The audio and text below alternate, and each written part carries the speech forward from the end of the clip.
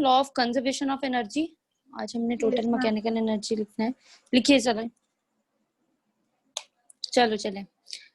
लिखिए law of conservation of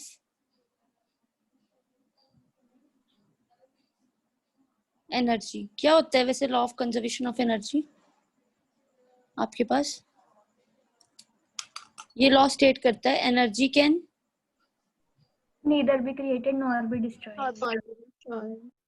और कुछ नहीं बोलता, खत्म ही नहीं हुआ ये तो law. by any chemical but it reaction. changes from one form to other. Yes, however it is converted into one form to another। ठीक है, ओके। तो अब जो इसको प्रूव करना है which is very very very very very important, 5 marks का आता है, डायरेक्ट केस है आपके पास, ठीक है, उसको प्रूव करते हैं। तो लिखिए conservation of mechanical energy of a freely falling body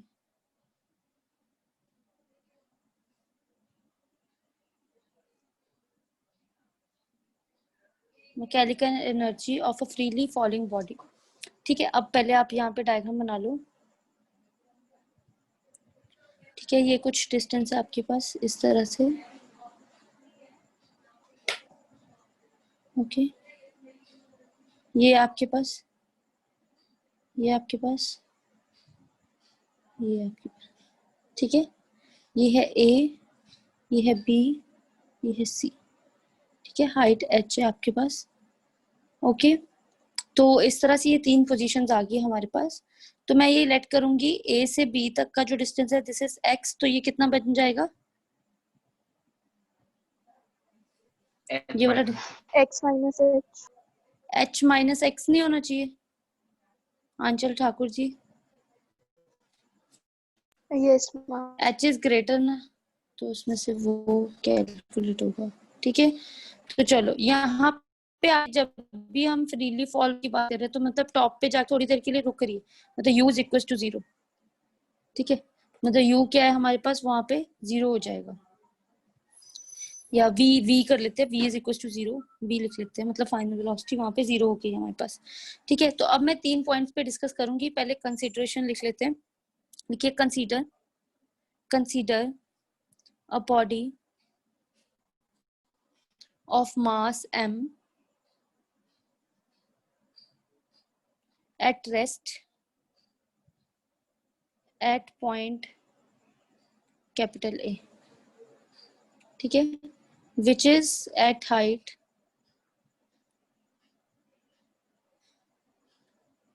h above the ground, ठीक है। लिखिए फिर आगे at point A, point A पे क्या क्या हुआ, ठीक है। चलो अब जो जो मैं वैल्यूज पूछती जाऊंगी बताते जाना। काइनेटिक एनर्जी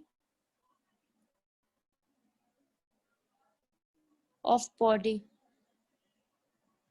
कैपिटल के कितनी होगी वहां पे जाके, काइनेटिक एनर्जी कितनी होगी ए पे?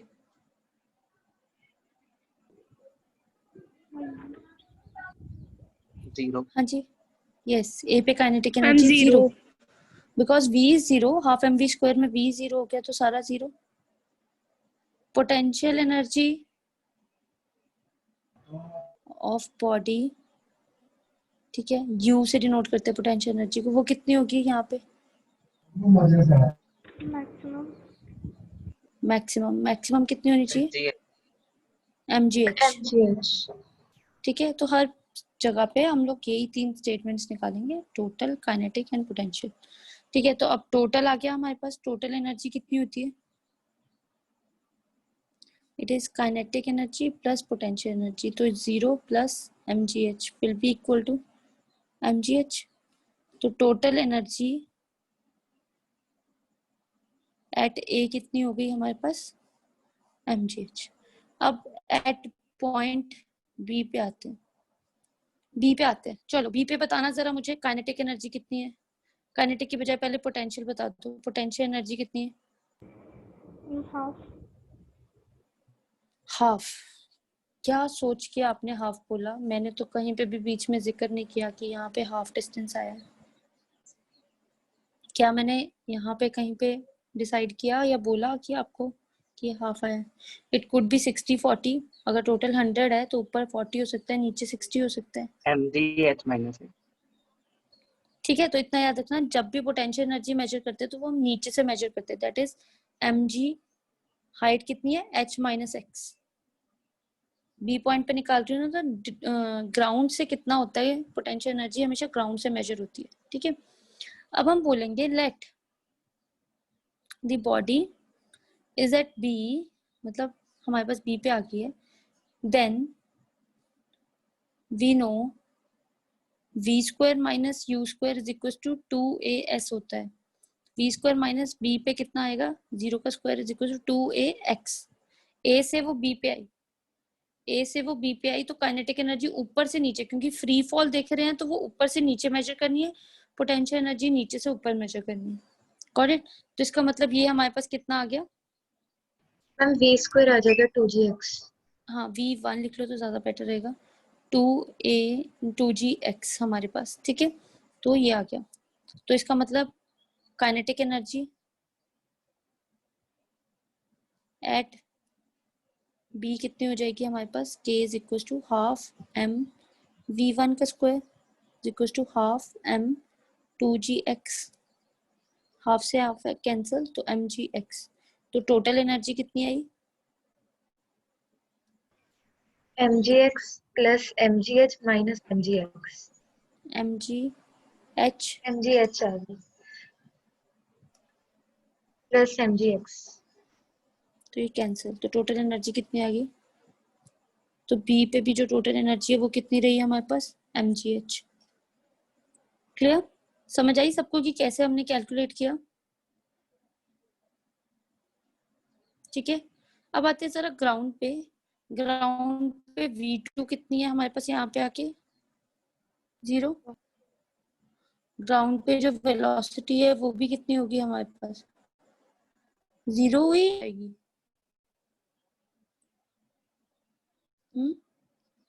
ये बिल्कुल सही है। यहाँ पे v2 0 होगी कि नहीं होगी? यस yes ma'am, हो। आप लोगों से पूछ, होगी? सोच लो अभी भी। अगर चलो मैं इसको नहीं लिखती, मैं कट कर देती हूँ। अब बताओ ग्राउंड पे क्या 0 होगी कि नहीं होगी? और अगर होगी तो क्यों होगी? अगर नहीं होगी तब भी क्यों होगी?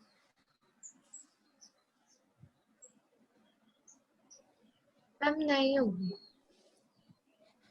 एट मैम आपने कुछ बताया था कि वो पॉइंट, नीचे चली जाती है क्योंकि ग्राउंड आ गया तो वो बेसिकली। नीचे, नहीं नहीं नहीं नहीं नहीं नहीं, अभी आपने वो ग्राउंड का कॉन्सेप्ट खराब कर दिया। ठीक है, वहां पे क्या होता है हम लोगों के पास, अगर मैं बोल रही हूँ कि वो यहाँ पे आके बिल्कुल टॉप पे जब वो रुक रही है तो यहाँ पे तो कुछ ना कुछ वेलोसिटी पे पहुंचेगी वो, कि जब वो टॉप पे स्टॉप कर रही है तो वो या नीचे आते हुए तो कुछ ना कुछ वेलोसिटी के साथ आएगी, तो वही वेलोसिटी रहेगी फाइनल तक। तो इसका मतलब यहाँ पे जो इसकी यस काइनेटिक एनर्जी आएगी, kinetic energy that will be equal to half m v2 का स्क्वायर, बट v2 का स्क्वायर माइनस u का square is equal to 2gh। तो v2 का square is equal to 2gh, क्योंकि u तो 0 हो गया। ठीक है, तो ये आ गया हमारे पास। तो इसका मतलब काइनेटिक एनर्जी k कितनी होगी? हाफ m 2gh, तो mgh के। ठीक है, अच्छा, तो उसके बाद जो हमारे पास potential energy of the body है वो कितनी होगी? 0। Why? 0 ma'am. h is equal to 0। Yes, तो पोटेंशियल एनर्जी 0। तो पहले तुम जो काइनेटिक एनर्जी 0 कर रहे थे वो नहीं पॉसिबल होगा। तो टोटल एनर्जी कितनी आई यहाँ पे? mgh। mgh mgh plus 0, that is mgh।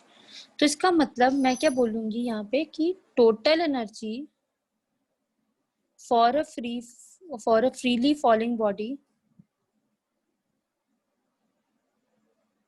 is constant everywhere। देखो हर जगह mgh, फिर से mgh, और यहाँ पे भी हमारे पास फाइनल ये भी mgh। क्लियर हुआ आप लोगों को? ठीक है, किस तरह से करना है पता चला आप लोगों को? Yes Yes, ma'am. अभी भी ये कंप्लीट नहीं हुआ है, पहले फटाफट लिख लो जिनका रह गया।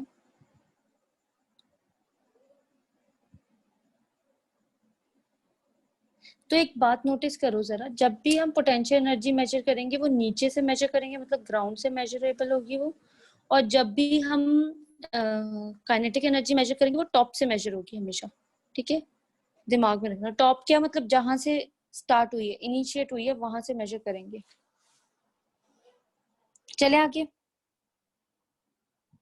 चलो फिर इसका मतलब यहाँ पे हमारे पास kinetic energy 0, potential energy maximum, यहाँ पे काइनेटिक एनर्जी है और पोटेंशियल एनर्जी 0। ठीक है, तो चलो एक ग्राफ बनाते हैं, फिगर बनाते हैं, डायग्राम। इसी के साथ एक ग्राफ बनाइए, लिखिए प्लॉट अ ग्राफ। जब तक किसी टॉपिक के साथ ग्राफ नहीं आएगा तब तक फिनिश नहीं होगी इसकी डेरिवेशन 5 मार्क्स की। ठीक है, तो ग्राफ नहीं छोड़ना है, हमेशा बता के आना। Plot a graph between free fall of body and distance from ground. Free fall of body और डिस्टेंस फ्रॉम ग्राउंड बताना है आपने। तो देखो मैं यहाँ पे प्लॉट बना रही हूँ। ठीक है, हियर वी हैव एनर्जी, यहाँ पे 0 है, और यहाँ पे है मेरे पास हाइट। ठीक है, तो सपोज करते हैं यहाँ पे मैक्सिमम हाइट आई, तो सबसे पहले हम ये देखते हैं कि जब 0 था मतलब, या फिर ग्राउंड था हमारे पास, तो क्या ज्यादा थी, सबसे ज्यादा क्या थी? पोटेंशियल एनर्जी ग्राउंड पे kinetic energy. Kinetic energy. Kinetic energy, और हाइट पे काइनेटिक एनर्जी कितनी होगी? 0। 0 तो ये काइनेटिक एनर्जी का कर्व बन गया, ग्राउंड पे हाईएस्ट और यहाँ पे 0। और ग्राउंड पे 0 कौन थी? Potential energy. और हाईएस्ट कब थी? जब हाइट h पे रेस किया। इसका मतलब ये क्या आ गई? पोटेंशियल एनर्जी आपके पास। तो इस तरह से आपका कर्व बन गया। इसको चाहे आप ज्वाइन कर लो डॉटेड से। जरूर मेंशन करना है कौन सा कर्व कौन सी एनर्जी का है।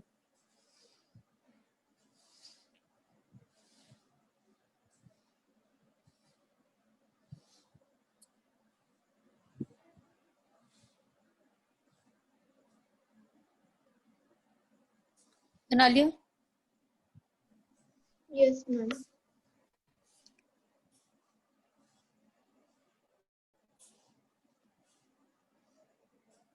न्यूमेरिकल लिखिए, calculate the velocity of bob of simple pendulum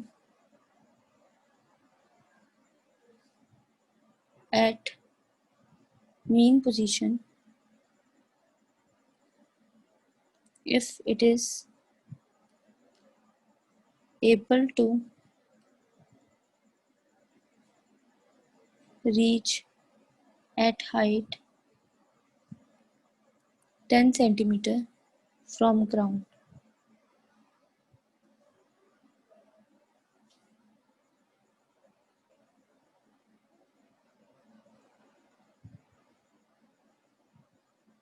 जी अगर नहीं गिवन तो दैट इज 9.8 ही लेना है आपने। If it is not given, not mentioned,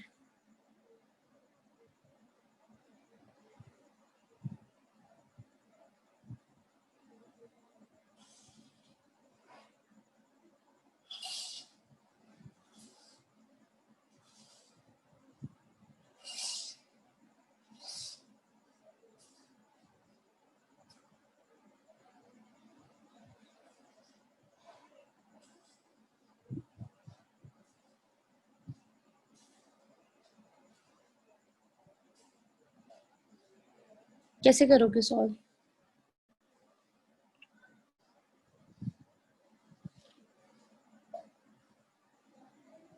बताओ।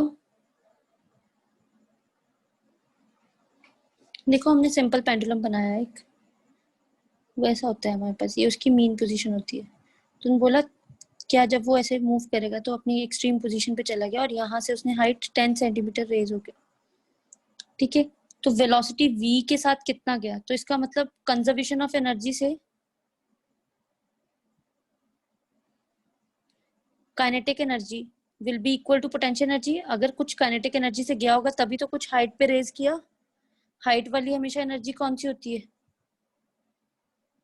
पोटेंशियल। m से m कैंसिल हो गया, तो v square is equal to 2gh। Height दे रखी है 10 सेंटीमीटर, g की वैल्यू पता है, तो कैलकुलेट कीजिए और आंसर निकालो। 10 सेंटीमीटर है यहाँ पे।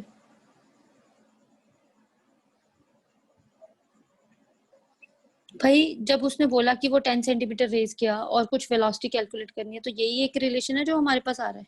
मैम 7 है। 7 is not the answer. Ma'am 7/5। 7/5 है। v square is equal to 2 into g कितना है आपके पास 9.8। हाइट कितनी है 10 इंटू 10 रेज टू पावर -2, ठीक है। तो v square is equal to 2 into 98/10 into 10 into 10 raise to power -2 ma'am cancel हो 1 गया। 196 into 10 raise to power -2 is equal to under the root करेंगे हम इसका, तो 196 इंटू 10 रेज टू पावर -2, तो ये 14 into 10 raise to power -1, it is 1.4 metre पर second, ठीक है। क्लियर, समझ आ गया मतलब कैसे करना है कंजर्वेशन ऑफ एनर्जी के ऊपर अगर न्यूमेरिकल आता है तो, ठीक है। अब आगे चलते हैं, नेक्स्ट स्टार्ट करते हैं आप लोगों का। लिखिए what is spring constant.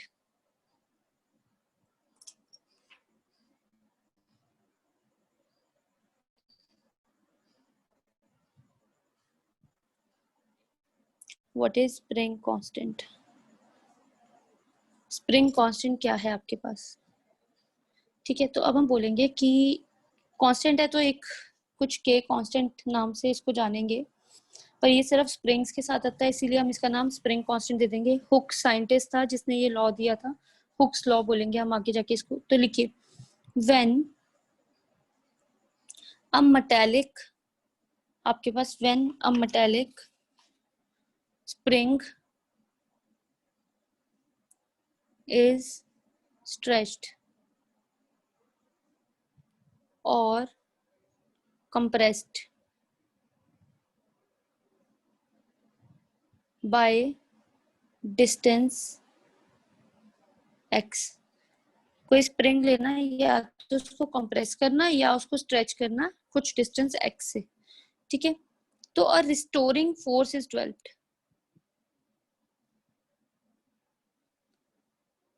developed in it।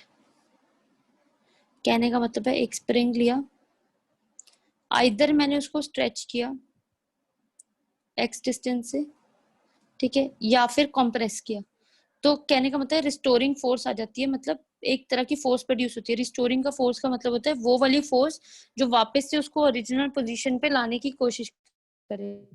अगर मैंने स्ट्रेच किया है तो होगी, कंप्रेस किया होता तो रिस्टोरिंग फोर्स ऑपोजिट तरफ होती। तब रिस्टोरिंग से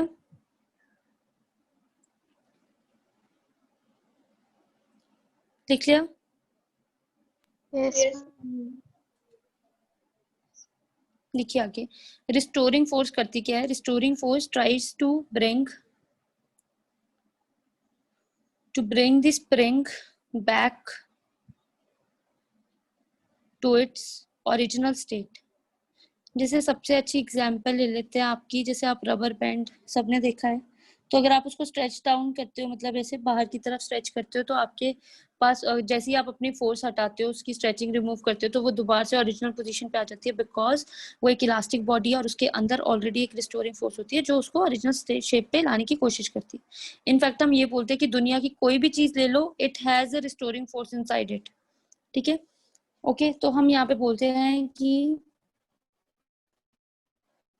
हमारे पास ओरिजिनल स्टेट से उसको रिमूव कर दिया, वापस आ गया हमारे पास।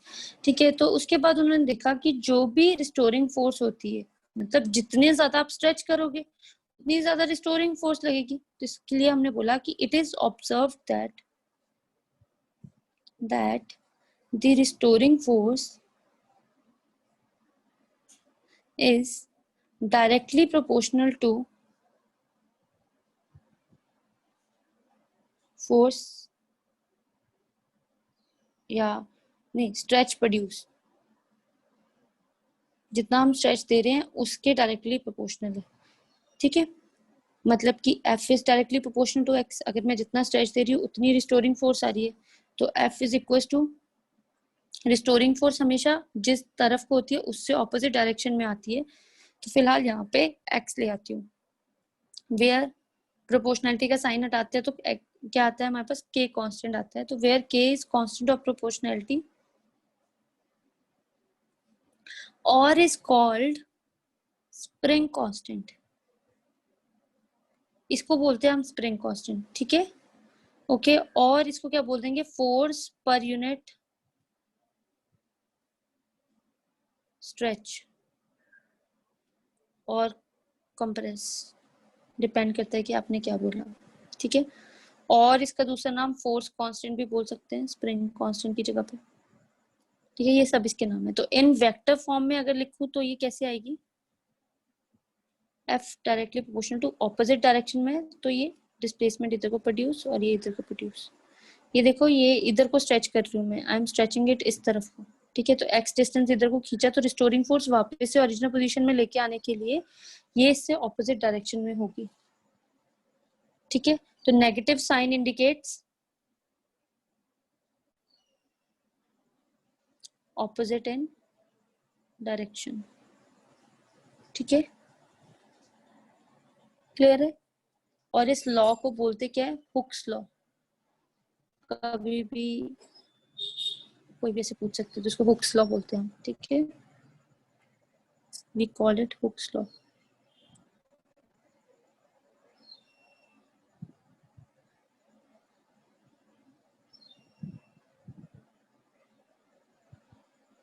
क्लियर, क्लियर है। अब जरा स्प्रिंग कांस्टेंट की डेफिनेशन लिखते हैं, अच्छी वाली, के की। चलो आगे, Yes, ma'am. लिखिए डेफिनेशन ऑफ स्प्रिंग कांस्टेंट। ठीक है, ये क्या बोलता है, for any spring F is equals to kx, so k is equals to F by x. ठीक, if x is equals to 1 तो k is equals to F के बराबर आ जाएगा। तो हम बोलेंगे spring constant of a spring is numerically equal to force required to produce unit extension in it। मतलब वो किसके बराबर है, जितनी फोर्स चाहिए होगी हमें 1 यूनिट एक्सटेंशन करने की, उसको हम क्या बोलते हैं, स्प्रिंग कांस्टेंट। ठीक है, clear. Excuse me, ma'am. Yes please. Ma'am हर जो चीज जिसमें इलास्टिसिटी होती है उसमें भी स्प्रिंग कांस्टेंट होता है जिसमें मैम, जैसे हर जो चीज यस, वो तो भी है। यस यस यस, हाँ हाँ, सब में स्प्रिंग कांस्टेंट ओके होता है। मैम। अब स्प्रिंग कांस्टेंट एक तरह लिमिट की तरह भी हमारे पास एक्ट करता है चीजों में। ऐसे हो जाएगा कि अब आप कितनी देर तक किसी चीज को स्ट्रेच करके रख सकते हो, क्योंकि अदरवाइज उस पे आपके पास रिस्टोरिंग फोर्स नहीं लगेगी। अब अगर रबर बैंड क्या नॉर्मल जो रबर होती है हमारे पास चीजों को टाई करने के लिए, वो वाली रबर ले लेते हैं, तो अगर आप उसको स्ट्रेच करते जाओगे तो आफ्टर सम टाइम जब आप ज्यादा स्ट्रेच कर देते हो तो इट ब्रेक्स। ठीक है, तो इसका मतलब कि आपको ये है कि आपको एक्सटेंशन भी जो प्रोड्यूस करवानी है वो अप टू पर्टिकुलर लिमिट तक करवानी है, सो दैट कि उसकी इलास्टिक लिमिट के अंदर अंदर चीजें रहें। जैसी इलास्टिक लिमिट के बाहर चलेगी तो वो ब्रेक डाउन कर देगी चीज, तो हमारा कोई मतलब नहीं होगा उस चीज को यूज करने का फिर। तो इसका मतलब एक्सटेंशन भी लिमिट में प्रोड्यूस करनी है, ये नहीं कि सारी की सारी लगाई तो। करेक्ट। नेक्स्ट आते हैं हम लोग यूनिट्स पे, स्प्रिंग कांस्टेंट के यूनिट्स। तो K is equal to F/m आया, फोर्स क्या है न्यूटन पर मीटर, तो हमारे पास क्या है न्यूटन पर मीटर। तो आपके पास एक फोर्स है SI में, CGS में कितनी आएगी आपके पास डाइन पर सेंटीमीटर। ओके, डायमेंशन फॉर्मूला कितना होगा, क्या आप लोग बताओगे?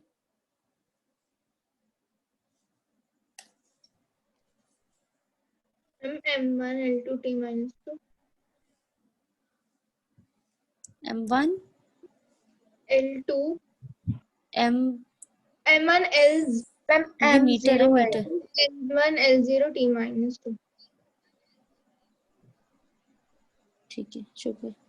चलो क्लियर, ओके, यहाँ तक क्लियर होगा शायद आप लोग को। क्लियर हुआ ये सारा टॉपिक आपको स्प्रिंग कांस्टेंट का कि क्या था ये? Yes ma'am. ठीक है, चलो अब फिर से नेक्स्ट एक और टॉपिक करते हैं, पोटेंशियल एनर्जी। आप लोगों से मैंने एक बात डिस्कस की थी कि आपके पास जब पोटेंशियल एनर्जी आएगा ऑफ अ स्ट्रेच वायर और स्प्रिंग, तो आपको एक चीज बोली थी मैंने कि whenever they are asking you to calculate potential energy, so what you are calculating basically? Work done. ठीक है, तो whenever they are asking you to calculate potential energy, you are calculating work done. Potential energy of stretched spring, देख लेते हैं फिर कि किसी stretch spring में कितना काम किया जा रहा है, हम वो आज कैलकुलेट करेंगे। ठीक है, देखो जरा अब हमारे पास क्या हुआ, मैं पहले डायग्राम बना देती हूँ सो दैट कि चीजें ज्यादा क्लियर हो जाए। स्प्रिंग ली मैंने, यहाँ पे ज्वाइन कर दी, ये कोई हमारे पास वॉल या कोई ऐसा मटेरियल जो मतलब हमारे पास फिक्स्ड रिजिड सपोर्ट है, ठीक है, वो मूव नहीं कर रहा। ओके, तो हमारे पास है ये इस तरह से कोई मास M A पोजीशन पे। ठीक है, मैं क्या करूंगी, इसको स्ट्रेच करूंगी कुछ फोर्स अप्लाई करके, जो डॉटेड बना रही हूँ मैं, तो यहाँ पे पहुंच गया ये B पोजीशन पे M मास की। ठीक है, तो फोर्स अप्लाई की F इस तरफ को। ठीक है, यहाँ से यहाँ तक ये डिस्टेंस कितना आ जाएगा x। तो लिखिए consider a spring of spring constant K। ठीक है, its one end is fixed to a rigid support and to the free end, other जो होगा फ्री एंड होगा, and the free end is to the mass m। जो free and होगा वो मास m से है, और एक जो है वो हमारे पास कहाँ पे रिजिड सपोर्ट के साथ लगा हुआ है।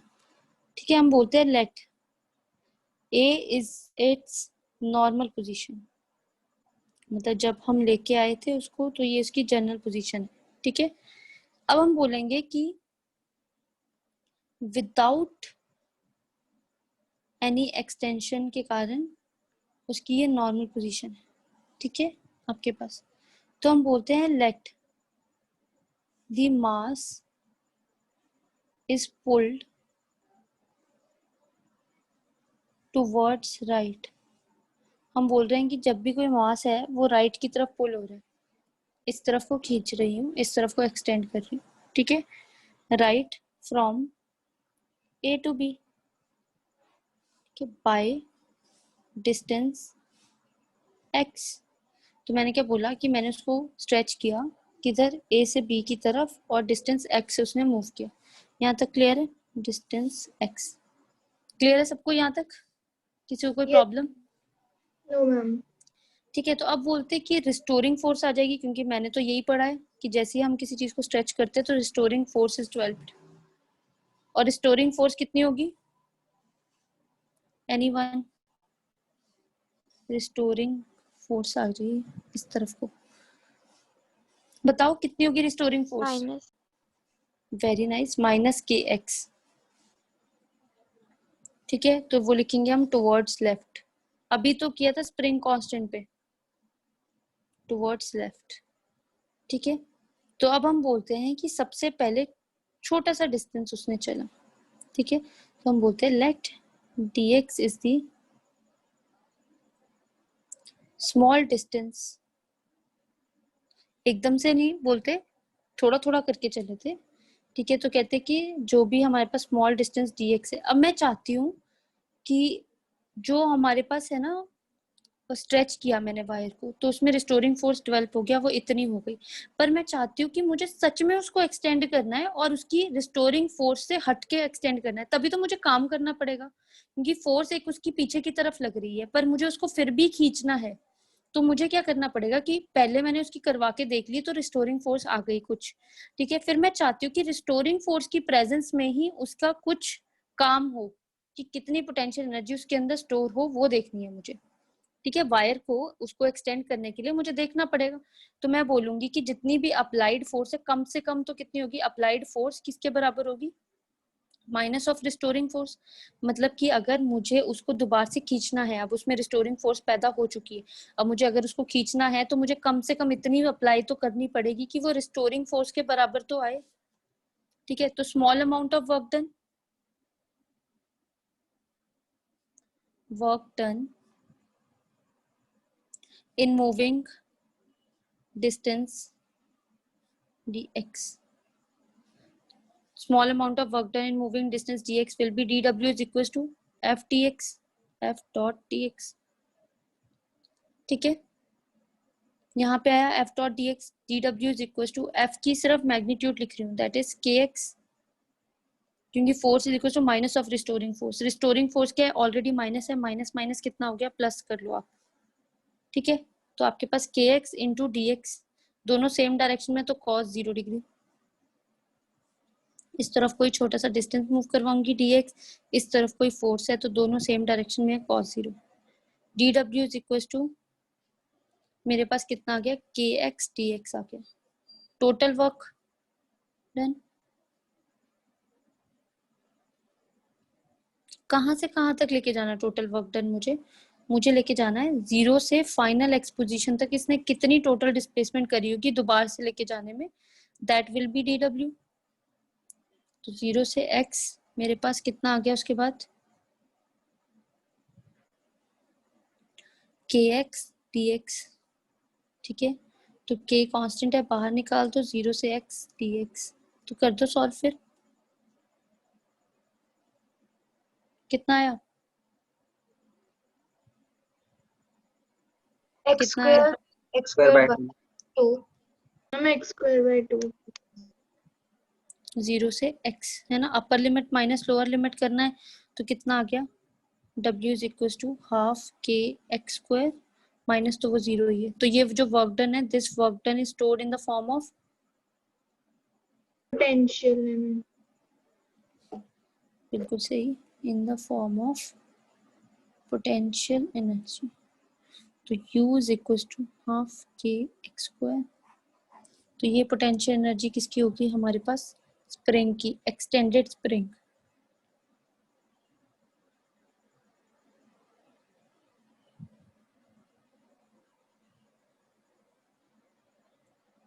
Excuse me ma'am. Ma'am force में उसका मैग्नीट्यूड ही क्यों ले रहे हैं? क्योंकि हमें तो माइनस के एक्स है ना फोर्स पर। उसके बाद मैंने साथ में एक्सप्लेन कर दिया था कि applied force, sorry excuse me, तो यहाँ पे F, ठीक है, is equal to minus of minus k x है। ओके। ठीक है, दोनों ऑपोजिट डायरेक्शन में हमारे पास। तो देखो restoring force minus k x थी, उसकी जगह पे वैल्यू सब्स्टिट्यूट की, आपस में वो दोनों नेगेटिव में है, तो वी हैव सब्स्टिट्यूटेड। और अगर फिर भी किसी को डाउट है तो नेगेटिव साइन नहीं कंसीडर करना। तो आपको पता है यहाँ पे हम सिर्फ मैग्नीट्यूड्स कंसीडर करते हैं जैसे ही डॉट प्रोडक्ट को ओपन करेंगे।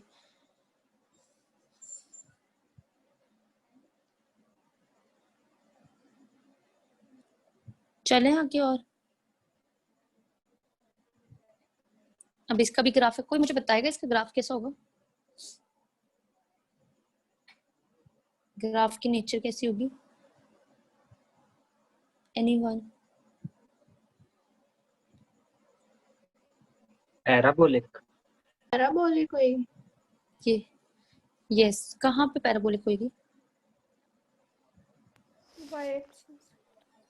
Ma'am Y open axis। Open किसकी तरफ होगी? Y axis. ओके चलो अभी बना के देखते हैं। ठीक है, पहले फिर से लिखो potential energy of stretch spring कितना होगा? इज इक्वल टू, इसी फॉर्मूला को ढंग से लिख रही हूँ, हाफ ब्रैकेट में वर्ड्स में spring constant into extension produced का स्क्वायर। ठीक है, क्या है?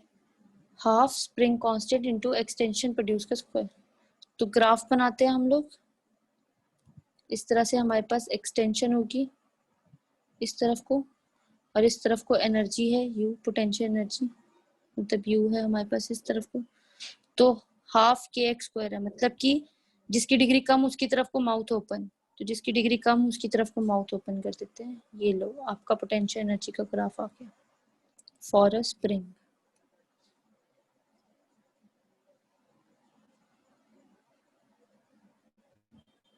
ठीक है, चलो अब न्यूमेरिकल करते हैं कुछ।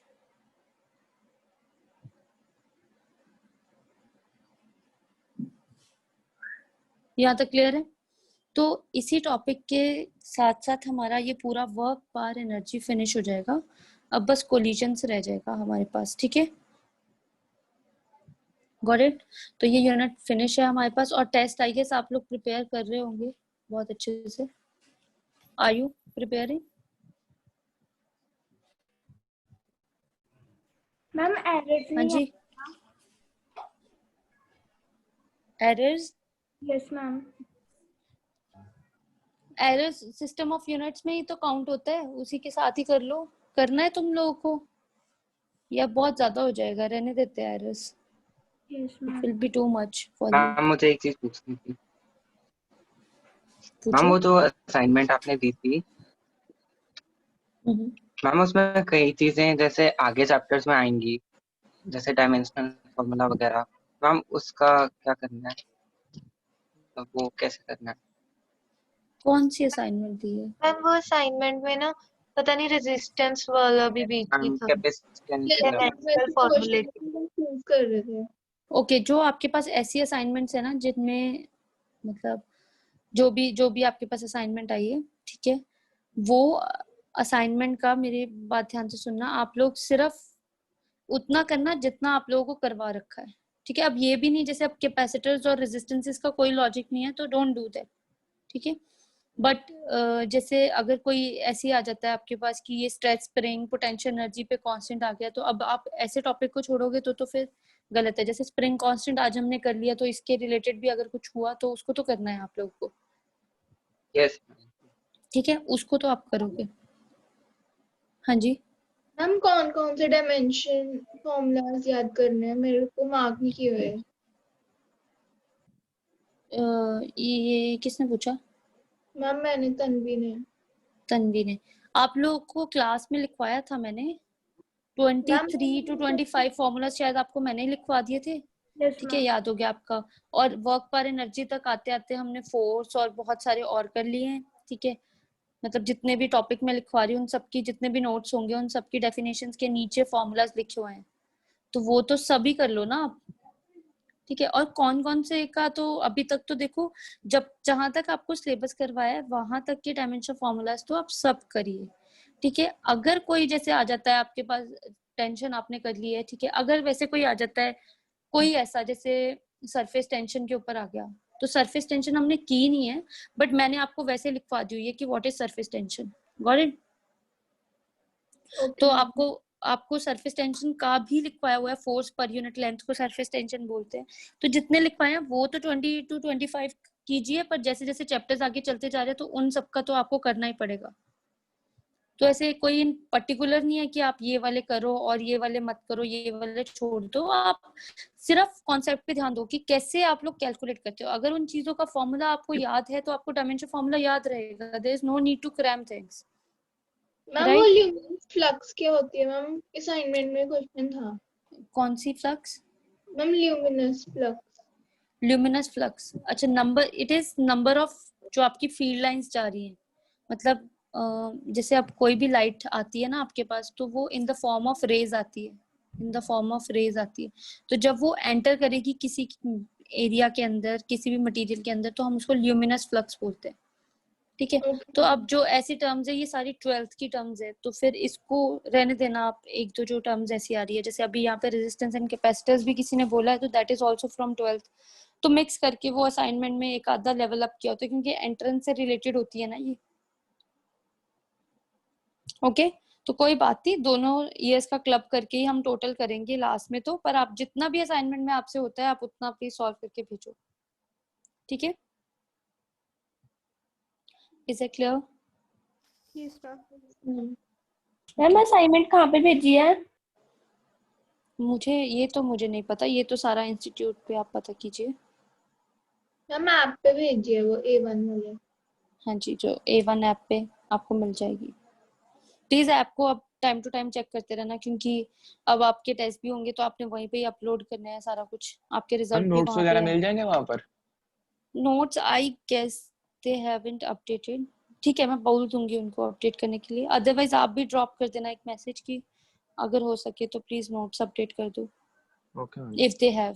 ठीक है, ओके। अदरवाइज आप लोगों को नोट्स इतना वो करने की जरूरत नहीं है, बिकॉज आप ऑनलाइन जाओ यूट्यूब पे, वहां पे वीडियोस है पड़ी हुई। ठीक है, जैसे सपोज करो आज शाम को आप पढ़ रहे हो यही वाला लेक्चर, ठीक है, आपने सॉल्व कर लिया और आप खुद की सेल्फ स्टडी कर रहे हो, तो अच्छी बात है ना। सेम ऑडियो, सेम जो क्लास में हो रहा है वैसा ही सेम टू सेम लेक्चर आपको वहां पे सुनने को मिल जाएगा। ठीक है, तो टॉपिक के साथ उन्होंने डेट के साथ, टॉपिक के साथ आपको पता चल जाएगा कि कब किया है। जैसे ये रिकॉर्ड होने स्टार्ट हो गए हैं शायद वेक्टर्स से, तो आपको वेक्टर्स के भी लेक्चर्स वहां पे मिल जाएंगे यूट्यूब पे। ठीक है, तो वो देख लेना ना आप लोग, नहीं तो संडे वाले लेक्चर्स भी अलग से अपडेट हुए हैं, तो वो भी आप देख लेना। ठीक है, तो आपको सारे नोट्स वहीं पे बन जाएंगे, जितना मैं क्लासरूम में लिखवा रही हूँ वो सब वहां पे मिल जाएगा। साथ के साथ पढ़ लो और साथ के साथ नोट्स बना लो। ठीक है, इज इट क्लियर? तो जैसे आने वाले चैप्टर्स में सबसे पहले मैं वर्क पर एनर्जी, लॉज ऑफ मोशन के टेस्ट दूंगी, तो इसकी सारी वीडियोस अपडेटेड है। तो जैसा आपने क्लासरूम में पढ़ा होगा वैसे वैसे same word, same thought, same numerical के साथ आपकी प्रैक्टिस हो जाएगी। 2-2, 3-3 बार लेक्चर्स को सुन लो तो आपके दिमाग में ही फिक्स हो जाएगा। ऐसे होता है ना कि रेदर देन खुद आप पढ़ते हो, और एक होता है पिक्चराइज मेमोरी, तो ये पिक्चर बन जाएगी आपके दिमाग में। तो मूवी आपको जैसे याद रहती है, ऐसे ही आपको ये 1-1 घंटे के लेक्चर्स याद रहेंगे कि क्या हुआ था, क्या बोला था, कैसे हुआ था। तो ऐसे आप लोगों को याद रह जाएगा मेमोरी में। ठीक है, तो इसको प्लीज नोटिस करो, खुद ब खुद देखो आप लोग यूट्यूब पे जाके। ऐसे तो कुछ है नहीं कि आपको दोबारा से ऐप यूज करनी पड़ेगी और वॉट एवर इट इज। ठीक है, तो जाके अपना रीड करते रहो आराम से। It would be very easy for you guys. ठीक है, और ऐसे रूल बनाना। अगर चलो मैं ऐसा नहीं कहती कि चलो आप मेरे वाले ही जो अपडेट किया वो सुनना, कुछ बच्चे ऐसे किसी ना किसी टीचर से भी सुन लेते हैं यूट्यूब पे। जब एक फिजिक्स का लेक्चर ढूंढ रहे हो तो नीचे 50 ऑप्शन आती है, पर आप ऐसे करना क्योंकि हर टीचर का डिफरेंट होता है। तो अगर जो जिस तरीके से मैं करवा रही हूँ, तो आप एक ही टीचर को फॉलो करना, नॉट ओनली मी, जिसको भी आप फॉलो कर रहे हो एक ही टीचर को पर्टिकुलर फॉलो करना। ठीक है, तो जिसको भी फॉलो कर रहे हो तो उसी से ही सुना करना लेक्चर्स, क्योंकि फिर आपको उसी की सिमेट्री समझ आएगी। ऐसे होता है कि आप जल्दी जल्दी में 2 लेक्चर किसी और के सुन लेते हो, 2 किसी और के, फिर सब कुछ मिक्स हो जाता है। Got it? तो ऐसे मत करना। देखने में लगता है कि आपको समझ आ रहा है, पर दिमाग में सब कुछ गलत हो रहा है। ये लाइफ टाइम रूल बना लेना। चले करें इस पे numerical, half k x square पे देखते हैं कैसे न्यूमेरिकल्स आते हैं। ठीक है, सो वी हैव यहाँ पे अ spring constant. A spring has a constant of 10 raised to power 4 Newton per meter. ठीक है, is stretched बाय 5 सेंटीमीटर, उसको हमने 5 सेंटीमीटर स्ट्रेच कर लिया। Got it? उसके बाद how much work is done, कितना काम हुआ। Second, how much more work is required to further stretch it by 5 centimetre. मतलब 5 तो कर लिया, 5 और स्ट्रेच करूंगी तो और कितना काम करना पड़ेगा। बहुत इजी है। फर्स्ट पार्ट का आंसर बताओ जल्दी।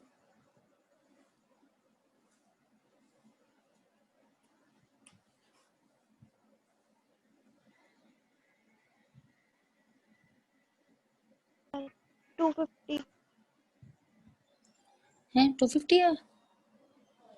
250 कैसे आ गया, देख लेते हैं एक सेकंड। तो वर्क डन कितना होगा, हाफ के एक्स स्क्वायर, तो इट विल बी हाफ के, कितना है आपके पास 10⁴, 10⁴, ठीक है। और यहाँ पे आपके पास 5 सेंटीमीटर, तो इट विल बी 5 इंटू 10⁻² का स्क्वायर, ठीक है। तो आपके पास है 10⁴ इंटू 10⁻⁴ इंटू 25/2। यस सेकंड,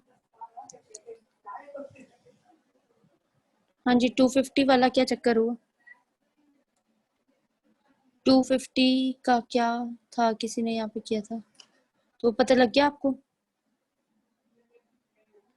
ठीक है, अब बताओ जरा और कितना काम चाहिए, कितना और काम करना पड़ेगा कि इसको मैं फर्दर स्ट्रेच करूं 5 सेंटीमीटर।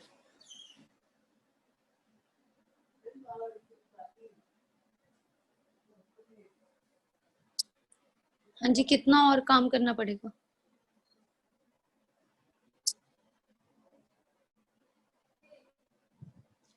ये देखो ना कितना और काम करना पड़ेगा। अब 5 सेंटीमीटर तो पहले ही था, अब न्यू मैम एक्सटेंशन 37.5। 37.5 देख लेते हैं। यू गेट 10 सेंटीमीटर, तो न्यू वर्क डन जो होगा या यू डैश जो होगी वो कितनी आएगी हमारे पास, हाफ 10⁴ इंटू 10 इंटू 10⁻⁻² का होल स्क्वायर, तो इट विल बी 50 आया ना, 100/10, नहीं 100/2 ठीक, मैम।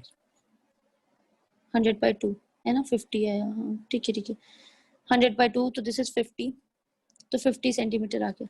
पर मैंने पूछा और कितना काम करना पड़ेगा, तो दैट मीन्स चेंज बताना है आपको, तो that means you dash minus you, तो 50 में से 12.5 माइनस करोगे तो कितना आया आपके पास, 37.5 ही आया। यस यस ठीक है, यहाँ पे जूल गॉट इट। तो चेंज जरूर बताना क्योंकि उसने पूछा है कि और कितना काम करना पड़ा, तो हमें 37.5 जूल और काम करना पड़ा कि हमारे पास ये आया। अब आधे से ज्यादा बच्चे पता क्या करेंगे, 50 जूल तक आंसर छोड़ाएंगे, तो दैट इज द ब्लंडर। ठीक है, उन्होंने पूछा है और कितना करना पड़ेगा, यहाँ तक तो मैंने कर लिया था, 50 चाहिए तो टोटल, तो 12.5 के बाद मुझे एक्स्ट्रा 37.5 जूल करना पड़ेगा, तब मुझे जाके टोटल वर्क डन मिलेगा। ठीक है, क्लियर। अब सेम न्यूमेरिकल फटाफट से कर दो, 10⁶ है, ठीक है, स्ट्रेच 3 सेंटीमीटर है, और कितना काम होगा अगर 2 सेंटीमीटर और स्ट्रेच करूं, वैल्यूज चेंज है बस। जल्दी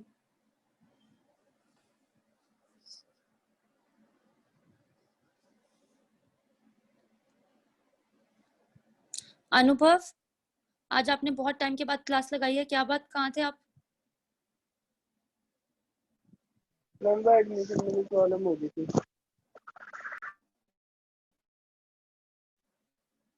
अच्छा एडमिशन, तो पुराने लेक्चर्स अपलोड हो रखे हैं, ठीक है, यूट्यूब पे, जिनके भी मिस हो जाते हैं ना तो वो प्लीज जाके चेक कर लिया करो, वहां पे अपडेट हो जाते हैं। बाय एनी चांस आपके मतलब इंटरनेट में ग्लिच आ गया, कुछ ऐसे हो गया, आपने क्लास लेफ्ट कर दी तब भी, तो उसको जाके वहां पे प्लीज चेक कीजिए। Yes ma'am. अच्छा, कल शायद आपका ऑफ है। Okay, tomorrow you have of.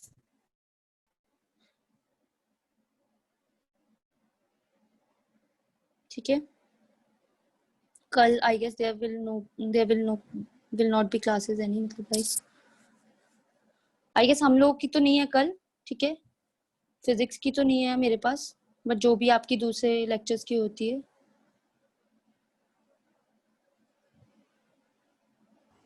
Ma'am confirm. Tomorrow you have off. ठीक है, हाँ जी मैम। मैम क्या कंफर्म हुआ, है, आपने कल कोई क्या क्लास नहीं। बोला? मैम मैसेज आ गया बेटा कंफर्म है, कल कोई क्लास नहीं है। क्लास नहीं है आप लोगों की हमारे। हाँ, ठीक है। मैम तो कितना आया फर्स्ट पार्ट का? फर्स्ट पार्ट का आंसर, फर्स्ट पार्ट का आंसर कितना आया होगा आपका? Yes ma'am. 450 joule. Ma'am okay, बताओ ना फिर। सेकंड का कितना आया यू डैश? 1250 1250 जूल। 125 850 नहीं आएगा, 1250। मैम 3 नेक्स्ट + 2 आ जाएगा। Ma'am same. Okay okay, final जो चेंज आया दैट विल बी 800। 50 तो कैंसिल हो गए, सॉरी 12 यस में से मैम। 4 सब्ट्रैक्ट किए तो 800। Alright, I hope this is clear. So this we are done with energies, work and power. So in next class we are going to start with collisions. All right? Okay. So next Yes. class we are going to start with collisions, and that is our last topic, and it is very important. 5 marks का है वो. So please try to attend the classes. Okay. Thank you. Thank you ma'am. Thank you thank you ma'am.